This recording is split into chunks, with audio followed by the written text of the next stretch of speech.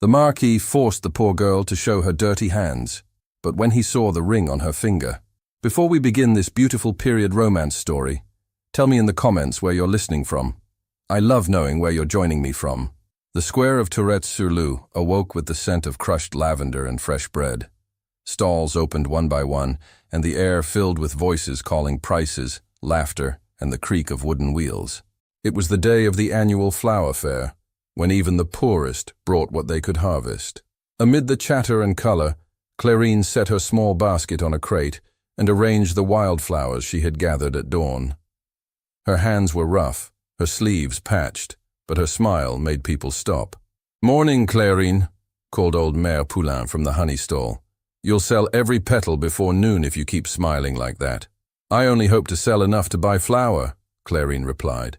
She tied a ribbon around a bundle of violets and hummed softly, her voice nearly lost under the music of a traveling fiddler. The sun rose higher, warming the cobblestones. Children ran between the stalls with garlands in their hair.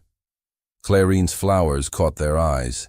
She had a way of arranging them that made each bouquet look like it had just been plucked from a dream. Then the crowd began to part. A murmur moved through the square. A black carriage rolled in, its wheels gleaming, horses brushed to silver. The villagers lowered their voices. The herald on horseback announced, "Make way for the Marquis de Montreval." Clarine's smile faded.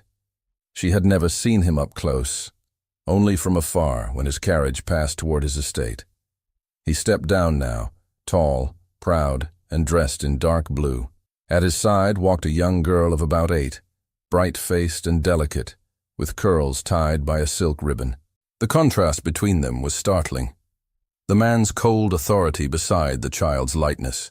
"Papa," said the girl, "may I have flowers too?" "Later, Elodie," the Marquis answered, scanning the fair as though inspecting troops. His gaze swept over the stalls, the people, and finally stopped on Clarine. He watched her for a moment, frowning slightly. Then his daughter pulled free of his hand and ran toward the flower stand. "Bonjour, mademoiselle," Clarine said softly, kneeling so she was eye-level with the child. "Would you like a little bouquet?" "Yes, please. The blue ones smell like the sea," Elodie said, pointing. "They're forget-me-nots. They last longer if you keep them near sunlight." Clarine wrapped a few in a piece of linen. "Take them. They'll bring joy." The child smiled, reaching out. But before her fingers touched the flowers, a sharp voice cut through the air. "Elodie!" The Marquis strode forward, his cane striking the ground. The musician stopped. Conversation ceased. "What are you doing?" "I was only—" "Enough." He turned to Clarine. "Did you tell my daughter to take those?"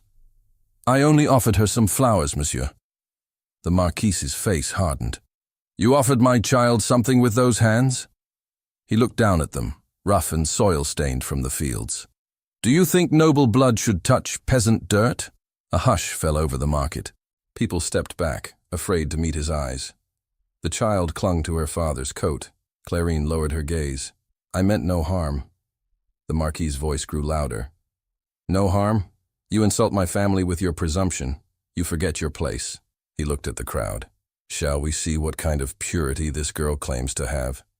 Raise your hands, peasant, and show us the honor you work with." Someone gasped. Someone else whispered, "Poor thing." "Please, my lord," said Clarine quietly. "They are not clean, but they are honest." "Raise them," he ordered. Her heart pounded. The silence was unbearable. Slowly, she lifted her hands, palms upward, fingers trembling. Mud from the morning fields marked her skin, traces of earth beneath her nails. Yet her movement was calm, almost solemn, as if she were offering them to the sky. "Higher," the Marquis said. "Let all see." She obeyed.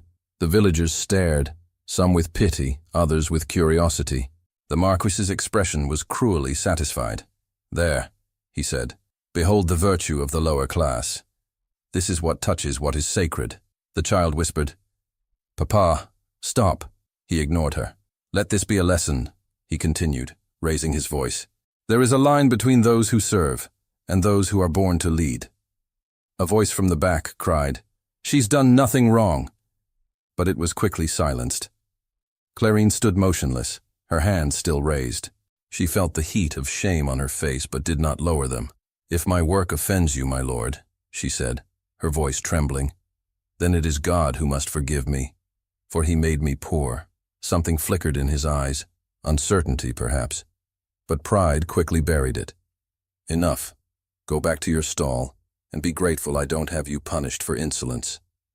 As he turned away, a beam of sunlight cut through the clouds. It struck Clarine's hand, and something flashed, something gold, small, and unmistakably bright. A murmur rippled through the crowd. "What is that?" someone said. "Her hand, look!"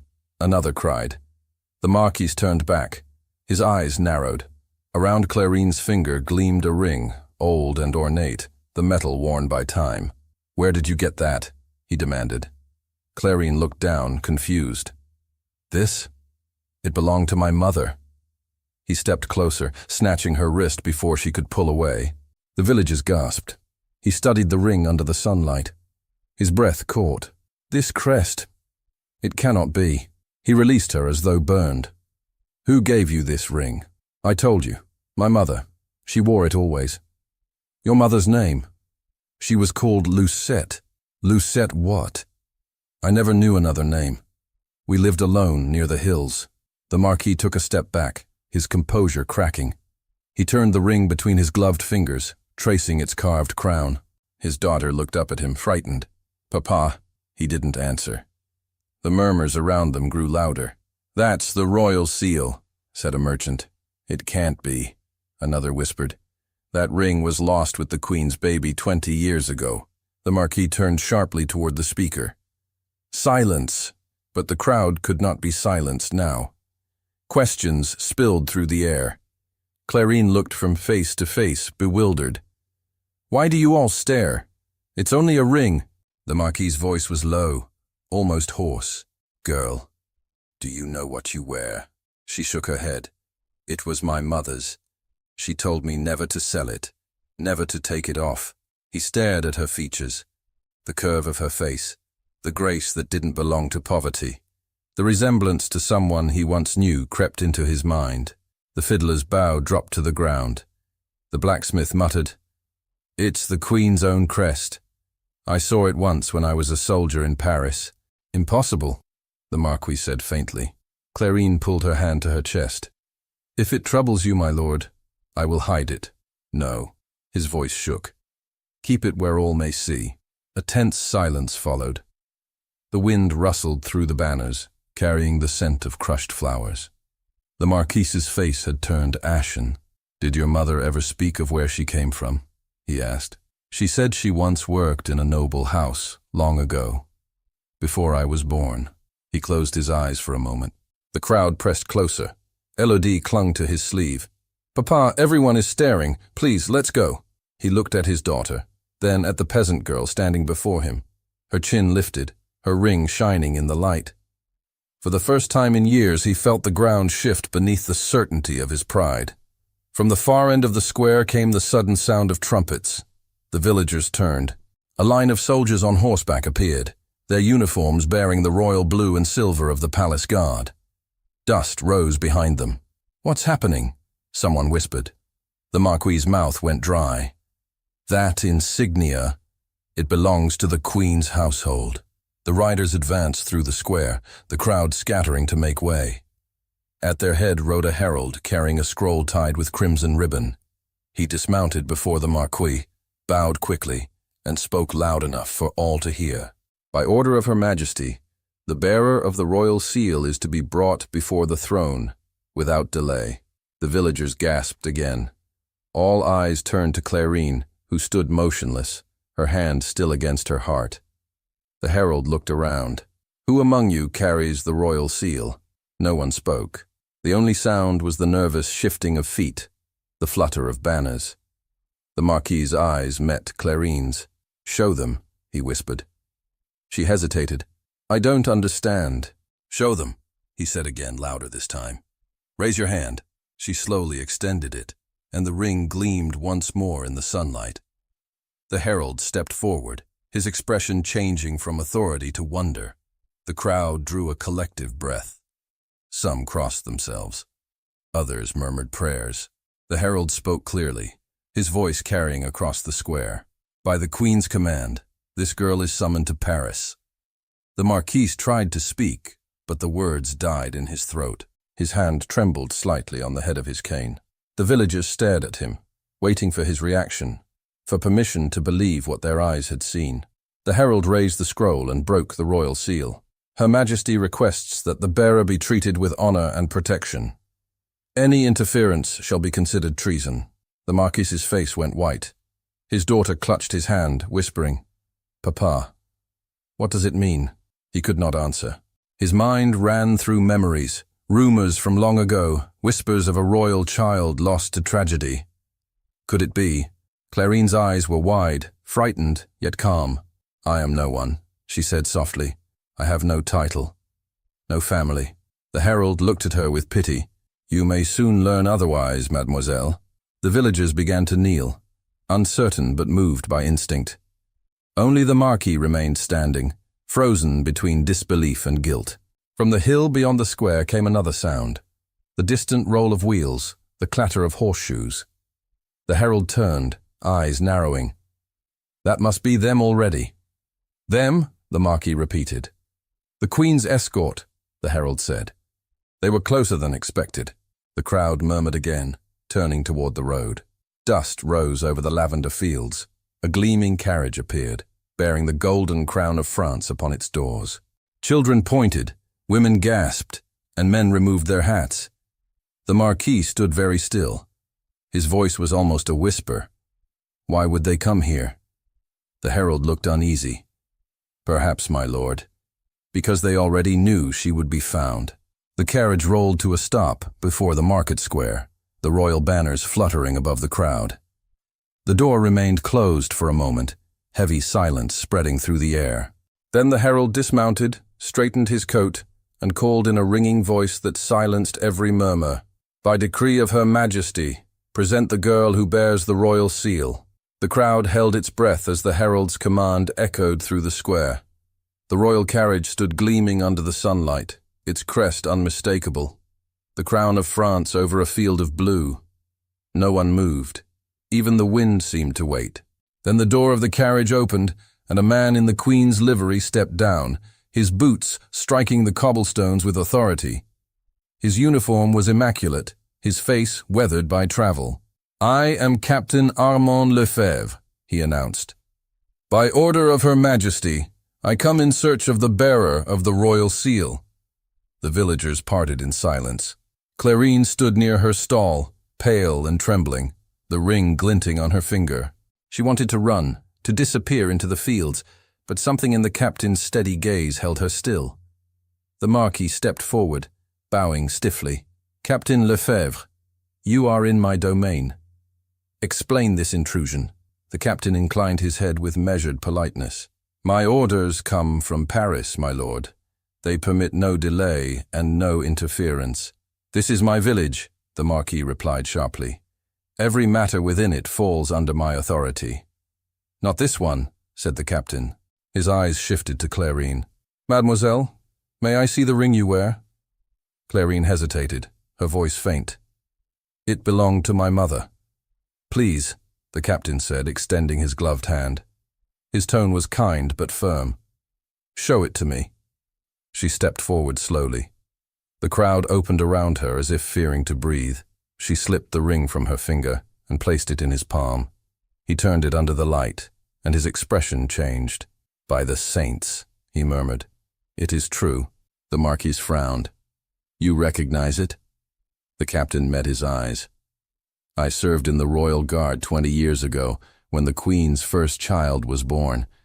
This ring was forged for the infant princess and disappeared the night she was declared dead."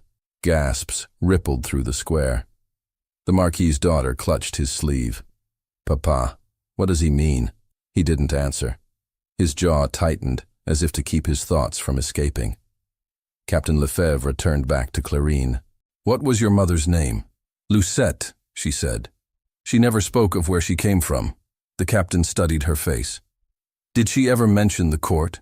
"She said she once worked in a noble house," Clarine replied. "She spoke of a promise she could not break." "That is all I know." The captain nodded slowly. You must come with me to the manor. The Queen's council must be informed at once. The Marquis stiffened. Surely you don't intend to take her without my consent. I intend to obey my orders, the captain said calmly. Her Majesty's command supersedes all local authority. The tension in the air thickened. The Marquis's pride warred with confusion and fear. She is a peasant. You will humiliate the crown by listening to village gossip. The captain's eyes hardened. If gossip bears the Queen's own seal, my lord, I will listen. The crowd murmured approval. The Marquis's face flushed, but he controlled himself.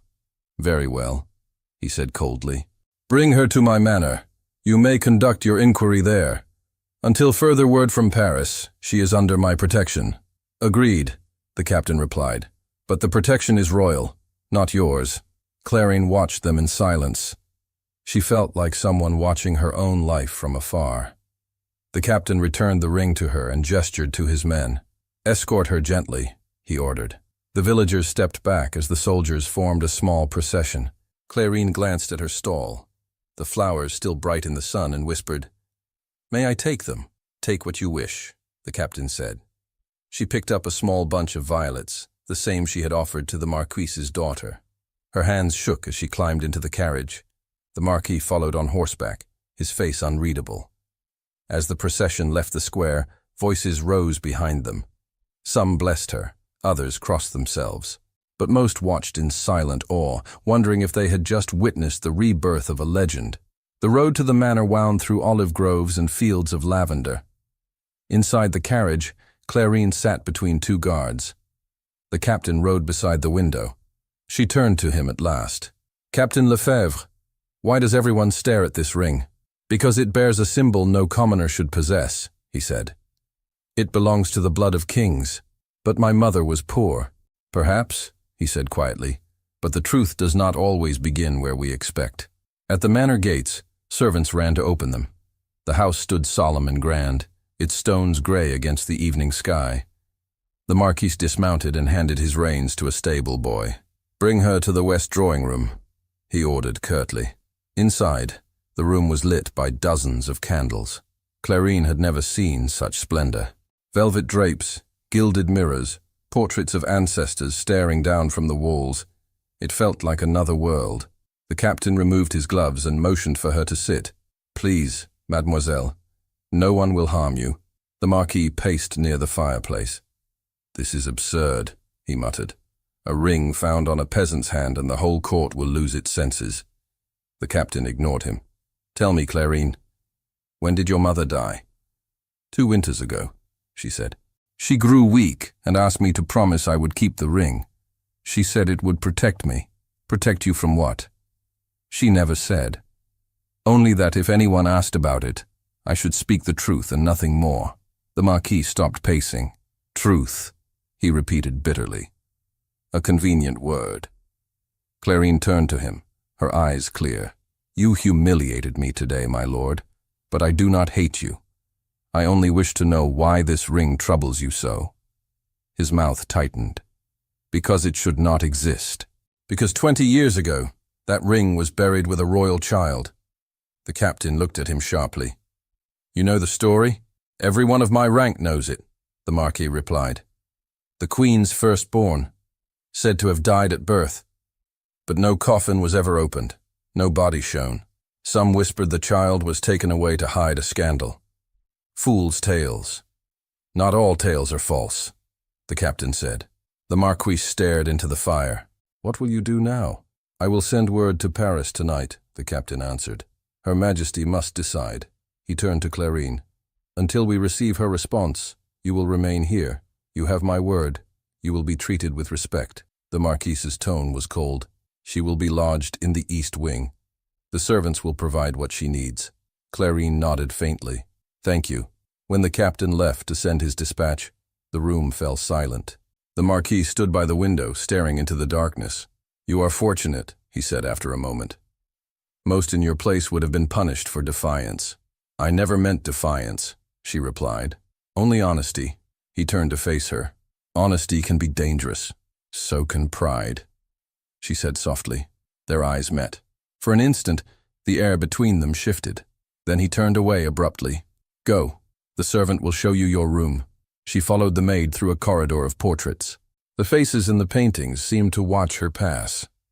Her room was small but clean, with a narrow bed and a window overlooking the fields. When she was alone, she took the ring from her finger and studied it by candlelight. The crest gleamed faintly, two intertwined crowns beneath a single star. She whispered, "Who were you, mother?" That night, the manor was restless. The Marquis paced his study, reading an old family ledger. Somewhere deep in its pages, he found a record from the year the royal child had been lost. A single note written in his father's hand, "Assisted in the matter of the infant's removal. Silence must endure." He closed the book with trembling hands.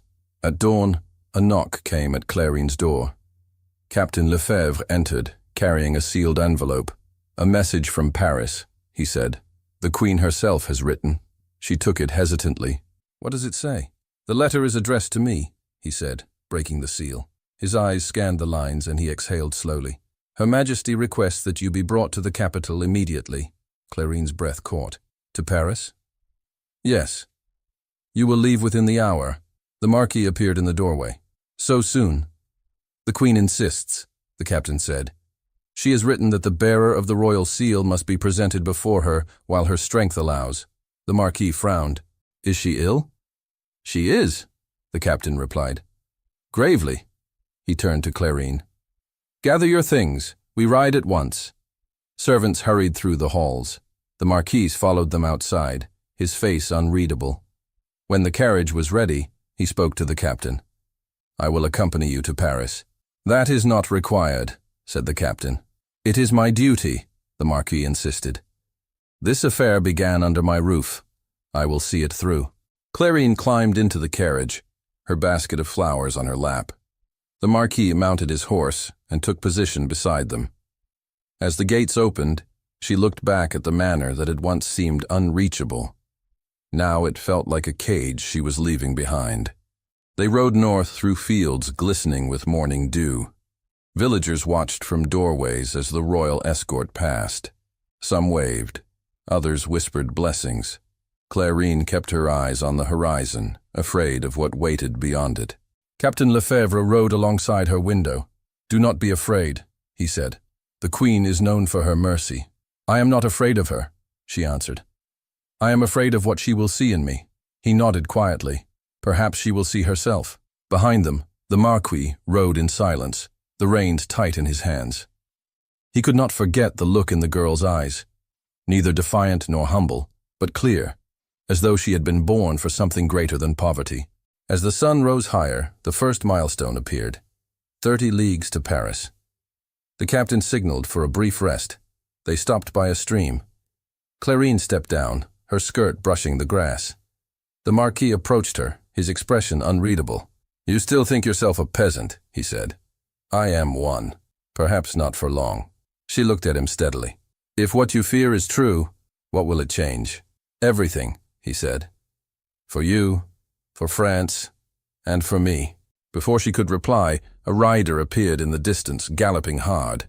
The captain recognized the uniform and went to meet him. The messenger handed him another sealed dispatch. The captain broke the wax, read quickly, and turned pale. "What news?" the Marquis demanded. "The Queen's condition worsens," the captain said. "We must reach Paris within 2 days, or it may be too late." He looked at Clarine. "Her Majesty waits for you. We ride without rest." The carriage door slammed shut. The horses leapt forward, and the procession moved on, dust swirling behind them. As the road curved toward the northern hills, thunder rumbled in the distance. The sky darkened, and rain began to fall. The soldiers pulled their cloaks tight, urging the horses faster. Inside the carriage, Clarine held the ring against her heart, feeling the metal's warmth through her palm. The Marquis rode close beside the window, water streaming from his hat. He glanced in and saw her lips moving in prayer. For the first time he felt not superiority but unease, a sense that fate itself had turned to judge him. By nightfall they reached the outskirts of Lyon and took shelter in an inn. The captain sent a courier ahead to clear the way through the royal checkpoints. The Marquis sat near the fire, staring into the flames. Clarine sat across from him, her hands folded. "Will she truly see me?" she asked softly. "She will," said the captain. "The queen never breaks her word." The Marquis's gaze lifted. "And if she claims you as her own?" Clarine hesitated. "Then I will thank her for the gift of truth and ask her to let me go home." He frowned. "You would refuse a crown? I want peace, not power." He said nothing more. The fire crackled between them, throwing their shadows against the wall. When dawn broke, they rode again, the rain gone, but the clouds low and gray. The road to Paris stretched ahead like a ribbon of destiny. None spoke much. Even the captain seemed subdued. As the towers of the capital came into view 2 days later, the captain received another dispatch from a waiting officer. He read it in silence, then handed it to the Marquis. The Marquis's eyes widened. "Is this true?" "Yes," the captain said grimly. "The queen is dying. She may not survive the night." Clarine clutched the ring, her breath quickening. "We must hurry." The captain spurred his horse. The carriage jolted forward. The gates of Paris loomed ahead, guarded by royal soldiers. As they reached the entrance, a commander stepped out, raising his hand to stop them. "The Marquis de Montreval," he said. "By order of the council, you are under investigation for concealing the royal child 20 years ago." The Marquis froze. "What accusation is this?" "Your family's name appears in the Queen's record," the commander replied. "Until Her Majesty confirms the truth, you will not pass these gates." The captain dismounted. "This man rides under royal escort. You will not delay us." But the commander shook his head. "Orders are orders." Rain began to fall again, light but cold. Clarine leaned from the carriage window, her voice clear and frightened. "Please, let him through. He has done nothing wrong." The commander hesitated, torn between duty and compassion. Behind him, the city bells began to toll, slow and heavy. The captain turned toward the gates, his voice urgent. "We have no time to argue. The queen is dying." Rain streamed down the cobblestones, pooling beneath the horses' hooves as thunder rolled across the gray Paris sky. The royal gates loomed before them, tall and guarded, the emblem of the crown carved above the archway. Captain Lefebvre rode forward, his voice steady but urgent. "By order of Her Majesty, open the gates. The Queen commands the bearer of the royal seal be brought to her at once." The commander hesitated. "I have orders from the council, Captain. No one accused of treason or connected to the Montreval family is to enter until the Queen herself confirms permission." "Then let her confirm it in person," Lefebvre snapped. "She has summoned this girl, and she is dying even as we speak. Do you wish to answer for her last breath if she asks why you delayed us?" The guard wavered. Rain slid down his armor. "I serve the crown, Captain. If you give your word, you have it," Lefebvre said sharply. "On my honor as a soldier." The commander raised his hand. "Open the gates." The iron creaked, and the procession moved forward. The carriage rolled through, the horse's breath steaming in the cold air. Inside, Clarine clutched her small bundle of violets, her heart beating so fast she could hardly breathe. Beside the carriage, the Marquis de Montreval rode silently, water dripping from his cloak. He had not spoken since the accusation. His face was pale, his thoughts hidden behind the same proud mask that had once humiliated her in the square. Yet his hands trembled slightly on the reins. As the gates closed behind them, the noise of Paris rose, a city alive even under storm clouds.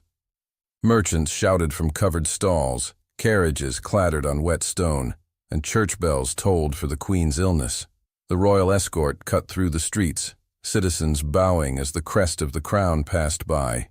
They reached the great square before the palace. Lanterns burned at every archway, the guards standing double in their posts. Captain Lefebvre dismounted first and opened the carriage door. "We are here," he said softly.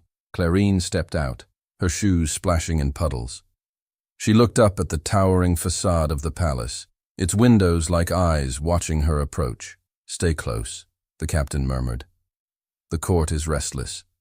They will not welcome surprises." The Marquis joined them, his voice low. "Captain, I must speak with the Queen's secretary. These accusations against my family—" "You will speak when Her Majesty commands it," Lefebvre said, without looking at him. Not before.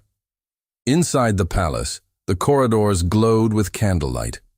Nobles and servants moved in silence, their faces drawn with tension. A faint scent of incense lingered in the air. The sound of distant weeping echoed from behind a door. An elderly woman in mourning black approached them. Her keys clinked softly as she walked. "You are the escort from Provence?" "Yes," said the captain.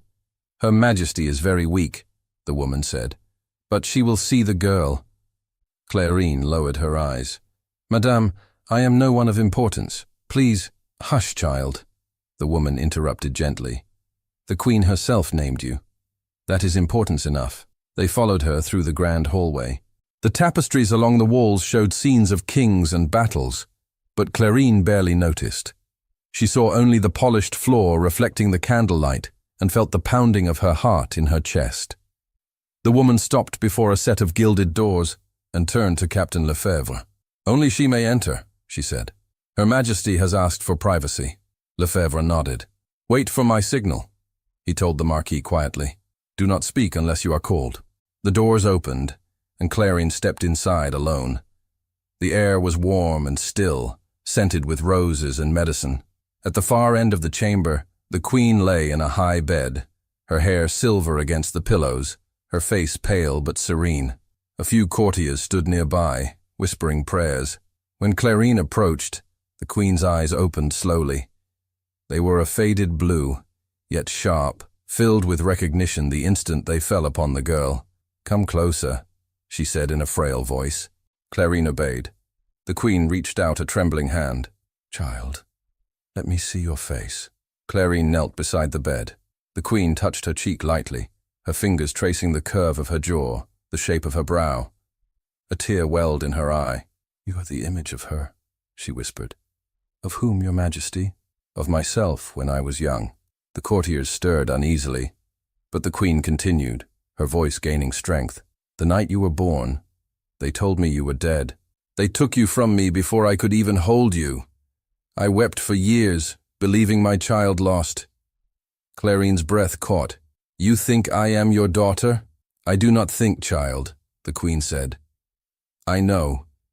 Show me your right hand." Clarine hesitated, then extended her hand. The Queen turned it gently, her gaze falling on a small mark beneath the wrist, a faint birthmark shaped like a star. "There," the Queen whispered, tears falling freely now. "The sign of our line. You are mine." Gasps filled the chamber. The courtiers exchanged stunned glances. One of them, a tall man in silk, stepped forward. "Your Majesty, this is impossible. There was never proof." The Queen silenced him with a gesture. "Proof lies before you. The ring she bears, the mark she carries, the blood in her face. Let no one doubt it." Clarine could barely speak. "Your Majesty, I am a peasant. My mother, your mother was loyal beyond measure," the Queen said. "She was entrusted with your life. She fled the palace the night the traitors sought to destroy you. She saved you from death and vanished into the countryside. I searched for her until the end of my strength." The chamber fell silent, except for the faint crackle of the hearth. At that moment, Captain Lefebvre entered quietly, followed by the Marquis. He bowed low. "Your Majesty, the court awaits your word. What is to be done?" The Queen's eyes moved to the Marquis. Her expression darkened. "Marquis de Montreval." "Your father's name appears in the record of that night." The Marquis bowed, his voice trembling for the first time. "Majesty, I learned only recently that my father was involved. I swear I knew nothing. I beg your pardon." The Queen studied him in silence. "You humiliated my daughter before your people." He lowered his head. "I did not know who she was. My pride blinded me. I deserve her contempt." Clarine shook her head. "No, Your Majesty. He has been harsh, but he has also protected me since." The Queen smiled faintly. "Even in humility you defend him. You have your mother's heart." The Marquis looked at her in disbelief. "Your Majesty, will you condemn me for my father's sin?" "I will not condemn," she said softly. "But you will carry the burden of his name with repentance." He bowed again, his voice breaking. "I accept it. The queen's strength was fading. Her hand trembled as she took Clarine's. "Listen to me, my child. The crown will be yours one day. But power means nothing without mercy. Promise me you will forgive, even those who have wronged you." Clarine wept silently. "I promise." The queen smiled through her tears. "Then my soul will rest." Her hand went still in Clarine's grasp. The court fell to its knees. A priest whispered prayers. The queen's eyes closed, her lips curving into a faint smile as her breath left her body. Clarine bowed her head against the queen's hand, her tears falling on the royal crest embroidered on the sheets.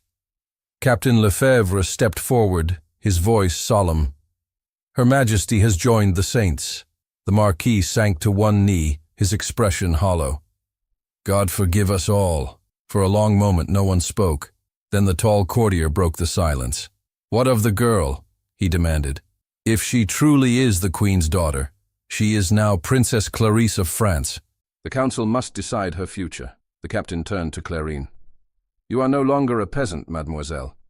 You are heir to the crown." She rose slowly, her face pale but resolute. "I ask no crown," she said. "I ask only to honor her memory." The courtier frowned. "That is not yours to decide." The Marquis stepped forward. "Let her speak. She has earned that right." His voice was firm now, stripped of arrogance. The courtiers fell silent again. Clarine turned to him, her eyes filled with quiet strength. "You once made me raise my hands to shame me," she said softly. "Now I raise them to forgive." The Marquis bowed deeply. "You are more noble than any of us, Princess." Captain Lefebvre laid a hand on her shoulder. "There will be time for mourning later. The city waits for the Queen's passing to be announced. For now, you must rest. Tomorrow the council will meet to confirm your birthright." She nodded faintly. "And what will become of him?" She looked toward the Marquis. The captain hesitated. "That depends on what the records reveal." The Marquise met her gaze. "Whatever comes, I will not hide from it." The captain led her from the chamber. The palace was silent now, the news of the Queen's death spreading like wind through corridors. Servants knelt as she passed, whispering blessings. Outside, the storm had eased. The first pale light of dawn touched the palace roof, glimmering on the wet stone. In her new chambers, Clarine sat by the window, staring at the city below. Bells began to toll, slow and mournful, announcing the Queen's passing. A knock sounded. The Marquis entered quietly. He looked weary, his cloak still damp. "I came to ask forgiveness once more," he said. She turned to him. "You have it. Twice over." He hesitated, then spoke in a low voice. "There are things I must confess. My father's journal. I found it. It speaks of the night you were taken. He helped those who plotted your disappearance. I am ashamed." "Then you too were a victim of his deeds," she said gently. "The sins of the past must not bind the living." He bowed his head. "You speak as your mother once did. I remember her. She was a maid in my father's house before she vanished. She must have fled to save you." Clarine's eyes filled with tears. "You knew her? I was a boy," he said. "I remember her kindness." She smiled faintly. "Then we are both children of what was lost." Before he could reply, the door burst open. Captain Lefebvre entered, his face grave. "The council has gathered," he said. "They demand the Marquis be placed under guard until the matter of his family's treachery is resolved." Clarine rose. "He will not be treated as a criminal. He has repented. I have no authority to refuse," the captain said. "But I can delay." The Marquis straightened. "No, Captain. I will face whatever judgment awaits. My guilt is inherited, and I must answer for it." He turned to Clarine. "If you never see me again, remember that your courage redeemed more than my name." Tears welled in her eyes, but she said nothing as soldiers entered and led him away. When they were gone, the captain looked at her with quiet sympathy. "Sometimes fate offers us love and takes it away before we can name it." She looked out the window at the rain-soaked city. "Perhaps it will return when the storm has passed." As if answering her, a trumpet sounded from the courtyard below. Another messenger rode in under the gate, his banner torn by wind. He shouted to the guards, his voice carrying through the dawn air. "Urgent news for the Royal Council! The Queen's will has been found!" The palace bells tolled through the mist of early morning, their sound deep and slow, echoing over the roofs of Paris. Servants hurried along the corridors, courtiers whispered behind doors, and guards changed posts with somber faces. The Queen's death had thrown the court into mourning, but her final command, the discovery of her will, had stirred something else. Expectation. In the antechamber of the Royal Council, Captain Lefebvre waited beside Clarine, now formally addressed as Princess Clarisse. Her hands were clasped, the royal ring glinting faintly under the lamplight. Though she wore a gown sent from the wardrobe of the late Queen, her posture still carried the simplicity of the flower girl she had been only days before. Across the hall, voices rose and fell, the nobles arguing over protocol, inheritance, and influence. Clarisse barely heard them. Her thoughts rested on the Marquis, held in a chamber under gentle guard somewhere within the palace. He had not protested his arrest, nor asked for mercy. That silence troubled her more than his former arrogance. The doors opened. A secretary bowed. "The council is ready, Your Highness." Lefebvre murmured, "Stand tall. Whatever they say, remember who you are." She nodded and entered. Inside, the room gleamed with candlelight, reflecting from gilt mirrors and polished floors. The highest ministers of France sat in semicircle around the council table, their black robes trimmed in silver. At the head stood the Archbishop of Paris, holding a sealed parchment bound with crimson ribbon. Clarisse curtsied deeply. The Archbishop motioned for her to rise. "Your Highness," he said solemnly, "this council has gathered to fulfill the late Queen's last will and testament, found this morning within her private chapel." He broke the seal, unrolled the parchment, and began to read. "I, Marguerite, by the grace of God, Queen of France, declare that my firstborn child, known to the court as lost, yet living by providence, shall inherit not only my title and possessions, but the compassion with which this realm was once ruled. To her, I entrust forgiveness for all who erred in ignorance or pride. To her, I grant freedom to choose her own path, for love, not duty, shall define her reign." A murmur spread through the council. The Archbishop raised his voice. "Her Majesty also commands that no punishment be carried out upon the House of Montreval, whose past sins, though grievous, are absolved by her in mercy." Clarisse drew a quick breath. "She forgave him?" The Archbishop nodded. "It is written plainly, Your Highness." The ministers exchanged glances. One of them, an austere man with powdered hair, spoke sharply. "This will overturn years of precedent. A peasant raised in obscurity cannot be presented as heir without the Parliament's confirmation." Captain Lefebvre stepped forward. "Her Majesty's command is absolute. The Queen herself declared this girl her daughter in the presence of witnesses. That is law." Another minister rose. "The people will question it. They will demand proof." Clarisse lifted her chin. "Then they shall see it, not through blood or crown, but through what I do for them. My mother's word is my proof." Her calm voice silenced the chamber. The Archbishop bowed slightly. "Then, by decree of the late Queen, and with the assent of this council, you shall be known henceforth as Princess Clarisse of France, rightful daughter of Marguerite." Lefebvre smiled faintly, but Clarisse did not return it. "And the Marquis?" she asked. "The same will that crowns you also frees him," the Archbishop replied. "He is pardoned of his father's crime." She turned to Lefebvre. "Then I must see him." He inclined his head. "Follow me." They left the council chamber and crossed the marble corridor toward the west wing. Guards stepped aside as they passed. Rain still fell softly beyond the high windows, blurring the city below. When they reached the chamber, Lefebvre unlocked the door and stood aside. The Marquis sat near the window, his posture straight but his face worn by sleeplessness. When he saw her, he rose at once. "Your Highness." She shook her head. "Do not call me that. Not when I owe you truth." He hesitated. "I expected you would come to accuse me. Instead, I came to release you," she said. "The Queen has forgiven your house. Her will names you free of guilt." He stared at her, disbelief shadowing his eyes. "She forgave me? After what I did to you?" To her memory. "She forgave all," Clarisse said softly. "It is what she desired for her reign. And for mine." The Marquis's voice broke. "I do not deserve it." Neither did I deserve her love, yet she gave it, she replied. You once said honesty can be dangerous. I will risk it now. I pity you, but I also respect the man you are becoming. He looked down, his voice low. You shame me with kindness. I hope I teach you with it, she answered. Lefebvre stepped into the doorway. The council will expect you both at the morning service this afternoon. The Marquis nodded, then turned back to her. If I may, Princess, when this service is over, I will leave Paris. My estate will be turned to charity. I have no wish to keep what pride built upon deceit. Her eyes filled with emotion. If you leave, do it not as exile, but as redemption. He bowed deeply.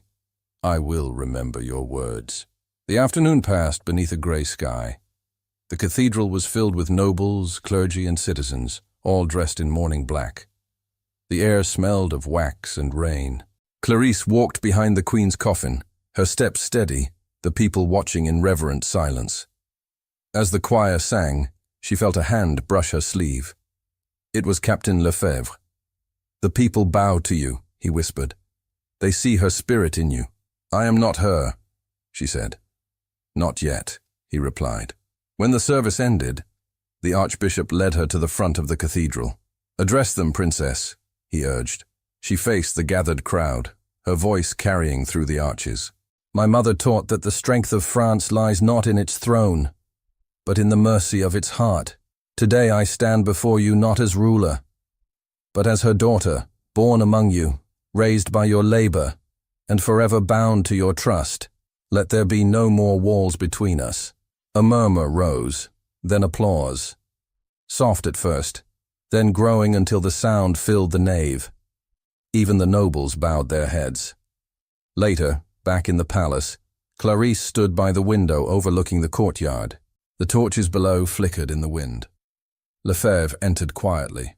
The Marquis has left the cathedral. He asked that I give you this. He handed her a folded letter sealed with wax. She broke it and read silently. The words were simple. Forgiveness is heavier to carry than guilt, but it leads the heart home. If ever you wish to see the flowers bloom again where pride once stood, come to Provence. She closed the letter, her eyes bright with tears. He is gone. He will return, Lefebvre said. Some bonds do not end with distance. Days passed. The council settled the Queen's affairs. The court prepared for the proclamation of the new princess, and the city mourned and celebrated in equal measure. Clarisse moved through it all with quiet composure, fulfilling her duties, but longing for silence. She often walked in the Queen's garden, where roses climbed over marble statues and fountains murmured softly. There she spoke aloud to the memory of the woman she had just lost. One evening, as she walked among the flowers, Lefebvre approached again. The council insists you take residence at Versailles. They mean to crown you formally before the end of the month. She looked away. And if I refuse, they will not understand. Then let them learn, she said. I was born a peasant, raised in the dust of the fields. I have no wish to rule from marble halls. My heart belongs where life begins, in the soil. The captain smiled sadly. You sound more like a shepherdess than a princess. Perhaps France needs both, she answered. The next morning she announced her decision to the council. She would retire temporarily to Provence, to the village of her birth, to fulfill her mother's last command, to forgive not only others, but herself. The council protested, but her calm authority silenced them. Within days, the royal carriage was prepared again. As she departed the palace, crowds gathered along the streets. They bowed as she passed, tossing petals onto the wet stones. Clarisse leaned from the carriage window, her voice clear. Keep your faith in kindness, and France will not falter. The people cheered softly, their faces lit with hope rather than fear. The journey south was quiet. The fields of her childhood rolled out before her, golden under the spring sun. Each mile seemed to lift a weight from her heart. When at last she reached the hills of Tourette-sur-Loue, she saw smoke rising gently from the chimneys, the village unchanged. Children ran to greet the carriage, shouting her name. Princess! The flower girl, Princess! She smiled and stepped down onto the familiar cobblestones. The same square where her humiliation had begun now shimmered with garlands and laughter. Yet what drew her attention most was the sight of the old market stall, no longer broken, but rebuilt with care. An elderly woman approached, curtsying deeply. "Welcome home, Your Highness." The Marquis repaired the stall himself, said it must be ready should you ever return. Clarice's heart quickened. "Where is he now?" "At the manor on the hill. He turned it into a school for the children. You'll find him there at this hour." She thanked the woman and walked up the path through the fields. Lavender brushed her skirts, filling the air with scent. The manor, once forbidding, now looked simple, its gates open. Children's laughter rang from inside. At the door she paused, hearing his voice through the open window, teaching letters to a boy. It was gentle, steady, the voice of a man transformed. When he turned and saw her standing there, he froze. The book slipped from his hand. "Your Highness," he whispered. She stepped closer. "Still calling me that? I thought it was what you wished." "I wish for truth," she said. "You once told me honesty can be dangerous. It is also all I have." He bowed his head. "Then I will be honest. I thought you would never return. I promised my mother I would forgive," she said. "That forgiveness includes you." He looked up, his eyes dark with emotion. "I have tried to atone, but the past does not easily loosen its grip." "Then let it go," she said simply. "Let it end here." For a long moment neither spoke. Outside, the sound of bells drifted from the village church, soft and clear. The children peered from the doorway, smiling. Clarice turned toward them, her voice light. "Go on, play. Your lessons can wait for Joy." They laughed and ran outside, leaving the two alone. The Marquis stepped closer, uncertain. "Will you stay?" "I do not know," she said. "Paris expects a princess, but perhaps France needs only a woman who remembers where she came from." He smiled faintly. "Then stay as you are. That is more than any crown could offer." She looked out the window toward the hills, where lavender swayed in the breeze. "Maybe this is what my mother meant, to rule by heart, not by throne." His gaze softened. "And what does your heart tell you now?" Her answer was a whisper. "That I have come home." From the valley below came the faint sound of wheels and horses, the distant rumble of an approaching carriage. Clarice turned her head, puzzled. "Who could that be?" she asked. The Marquis moved to the door, peering down the road. The carriage carried the royal crest, banners fluttering bright in the afternoon sun. "It's from Paris," he said quietly. "They must have followed you here." The carriage climbed the hill, its driver shouting to clear the way. When it stopped before the manor, a messenger stepped down, breathless, holding a sealed parchment marked with the royal seal of the council. He bowed deeply before Clarice and said, "Your Highness, you are commanded to return to Paris at once. The nation awaits your coronation." Clarice stood still as the messenger finished speaking, his words hanging in the quiet air. The golden seal of the royal council glimmered against the parchment in his hand. For a moment, she said nothing. The children playing nearby had gone silent, the Marquis watching her from a few steps away. The scent of lavender drifted between them. "You are commanded to return to Paris at once," the messenger repeated softly, bowing his head. Clarice looked down at the seal, then at the Marquis. His face was calm, but she saw the flicker of pain in his eyes, the kind that came from knowing one must lose something precious. "Paris awaits its princess," he said quietly. "And you?" she asked. He hesitated. "I will remain here. The village still needs me. My work is not finished." Her voice was low. "You have rebuilt everything except your own heart." He smiled faintly. "That is not mine to rebuild." The messenger bowed again. "Your Highness, the council expects you within 3 days. I am to escort you back." "Then you will wait until morning," she said. "I have 1 night left to remember where I came from." The man bowed and retreated to the carriage. The sound of hooves faded down the path. Clarice turned back toward the manor. The Marquis still stood by the doorway, his expression unreadable. "Will you walk with me?" she asked. He bowed his head. "If you command it." "I never command," she said softly. "I ask." They walked down the hill together, side by side, through the lavender fields. The sun had begun to set, painting the horizon in pale gold. The hum of bees and the distant sound of the river filled the quiet between them. "I used to dream of this path when I was a child," she said. I would follow it, and imagine that beyond the next hill I might find someone waiting for me. Did you ever find them? She smiled faintly. Not until the day I was humiliated in this very village. His step faltered. You should not remind me of that. I must, she said. Because that day changed everything. If you had not shamed me, I would never have raised my hands. The ring would have remained hidden, and I would still be selling flowers. He looked at her in disbelief. You forgive too easily. Perhaps forgiveness is not easy, she said. Perhaps it is only love wearing a simpler name. He turned his gaze to the fields. You speak as your mother did. She once told my father that a man who cannot forgive is a servant to his own pride. Then you are free now, she said. He stopped walking, his voice low. Am I? Yes, she said, facing him. You have atoned enough. The world no longer holds you in chains. He looked at her for a long moment. And what of you? You will be a queen soon. The chains will be yours.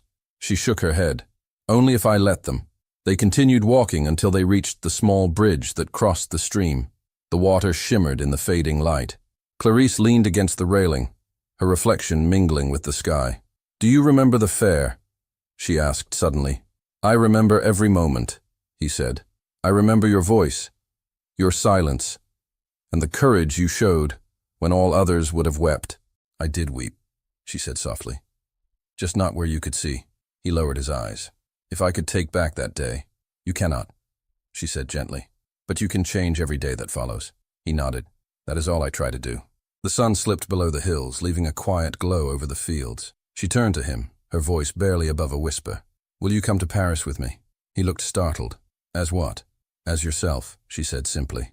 You once told me nobility is not born of titles but of truth. Come as the man you are now. He hesitated. I would not belong there. Neither did I, she said. Yet they call me princess. He smiled, but it was tinged with sadness. If I went, I would be tempted to hope for things beyond my reach. She stepped closer. Hope is not forbidden. He drew a slow breath, his eyes on hers. Clarice, do you know what you ask of me? You are the daughter of a queen. I am the son of a man who betrayed her. Then let our lives be the end of that story, she said. Let forgiveness be the heir to the past. He took her hand, his voice low. You offer peace where I expected nothing but pity. She smiled. Peace was my mother's last command. She wished me to love freely. I believe she meant you.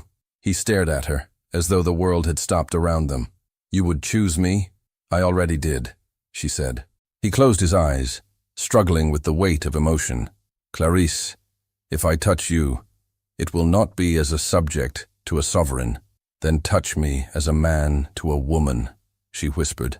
The evening wind stirred her hair as his hands found hers. For a long moment, they stood in silence, the sound of the stream filling the space between their hearts. When he finally spoke, his voice trembled. I do not deserve this. No one does, she said. That is what makes it real. He drew her closer, not daring at first, as though still afraid to break some invisible rule. But when she looked up at him, there was no distance left to cross. The kiss came not as conquest, but as surrender, quiet and steady, like two lives learning to breathe again. When they parted, she whispered, Now I know what forgiveness feels like. He smiled through the wetness in his eyes. And I know what redemption means. The sound of the church bells rose from the village below, soft and clear.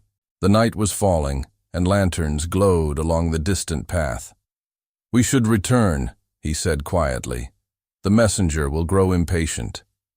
Let him wait, she answered. They walked back toward the manor under the rising moon. The children had gone home. The windows glimmered with candlelight. When they reached the steps, she turned to him again. If I go to Paris, it will not be to wear a crown. It will be to serve those who cannot speak for themselves. He nodded. You will change France. I will only remind it of its heart, she said. But I cannot do it alone. He hesitated. If you ask me to stand beside you, I will not refuse. But I must know. Would it be duty or love? She stepped closer. You already know. The door opened behind them. Captain Lefebvre appeared, bowing respectfully. Your Highness, the carriage is ready for morning. The messenger has arranged quarters for you tonight. Clarisse smiled faintly. Thank you, Captain. And what of the Marquis? He will remain here unless you command otherwise. She looked at Lefebvre steadily. Then prepare 2 rooms. In Paris, the captain's expression softened. As you wish. When he had gone, the Marquis looked at her in disbelief. You would bring me into the world that scorns me? I would bring you into the world that needs you, she said. You have known pride, guilt, and humility. You understand both sides of the world I must govern. He exhaled slowly. And if they refuse me? They will not, she said, because I will not. That night, the village slept under a sky full of stars. Clarisse lay awake, hearing the distant murmur of the wind through the lavender fields. For the first time in her life, the future did not frighten her. Before dawn, she rose and dressed simply, as she used to when she was a flower girl. She walked outside to the fields, gathering a handful of blossoms. When she returned, the Marquis was already waiting by the carriage, his coat brushed, his expression calm but uncertain. You're awake early, he said. I wanted to bring something from here, she replied, holding up the flowers. Paris will need their scent, he smiled. So will I. They rode north together, Captain Lefebvre leading the escort.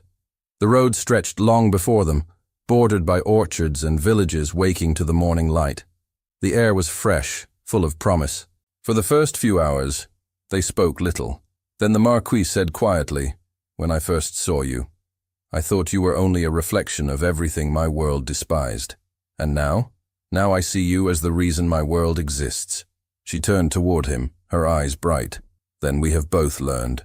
As the carriage rolled through the countryside, people gathered along the road, waving and cheering for the returning princess. Children threw flowers in her path. But Clarisse leaned out the window and spoke to them in the same gentle tone she had used at the market years before.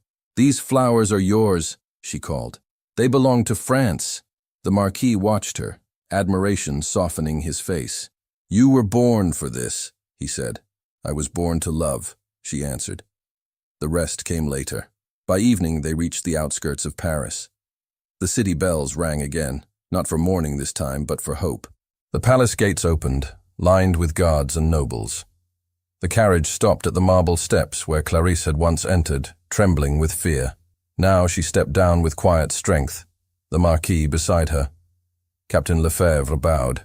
Your Highness, the council awaits you in the grand hall. Then let them wait a little longer, she said. I have something to do first. She turned to the Marquis. Do you remember what you said to me the day we left the village for Paris? That you would follow only if it was truth, not duty. He nodded slowly. I remember. Then follow me now, she said. They entered the grand hall together. The council members rose as she approached. The Archbishop stepped forward, smiling faintly. Your Highness, the people await your coronation. All France watches. Then let France witness this as well, she said clearly. She turned to the Marquise. The Queen commanded me to rule with mercy and to choose love freely. I choose it now. A murmur rippled through the court. The Marquis looked stunned. Clarisse, she took his hand. You once made me raise my hands for shame. Today I raise them for joy. Will you take them, not as a penance, but as a promise? He bowed his head, his voice trembling. I will, if the world allows it. She smiled. The world will follow what it sees. The Archbishop lifted his staff. If it is the wish of France's princess, let her will be honored. The nobles bowed. The choir began to sing, soft at first, then swelling, as if the very air rejoiced. Clarisse turned to the Marquis, her eyes shining. Then let us begin again. He drew her close, the crowd parting as though before a blessing. Their hands intertwined, the same hands once divided by pride, now united by grace. Outside, the city erupted in celebration. Bells rang from every tower, echoing through the streets. The people shouted her name, throwing petals into the air. Clarisse looked up at him, her voice steady and full of light. Do you hear it? Yes, he said. It is the sound of forgiveness. She smiled, tears in her eyes. No, my love. It is the sound of freedom. Thank you so much for listening to this story all the way to the end. We hope it moved you as much as it moved us while telling it. We'd love to hear your thoughts. Leave us a comment telling us where you're listening from and what you liked the most. Rate this story from 0 to 10. What score would you give it? If you enjoyed this story, don't forget to subscribe to the channel and leave a like as a show of support. That really motivates us to keep creating and sharing more stories full of emotion and life lessons. And before we go, we want to remind you that an exciting and heartwarming story recommendation will appear on the final screen.